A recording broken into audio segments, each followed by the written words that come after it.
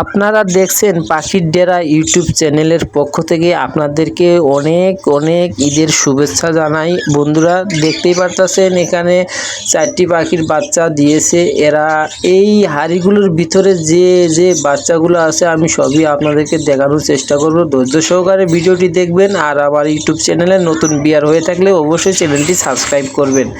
দেখতে পাচ্ছেন এখানে 4টি পাখির বাচ্চা দিয়েছে। এখানে আছে 2টি পাখির বাচ্চা। 4টি ডিম নষ্ট হয়ে গেছে বৃষ্টি বাদলের কারণে।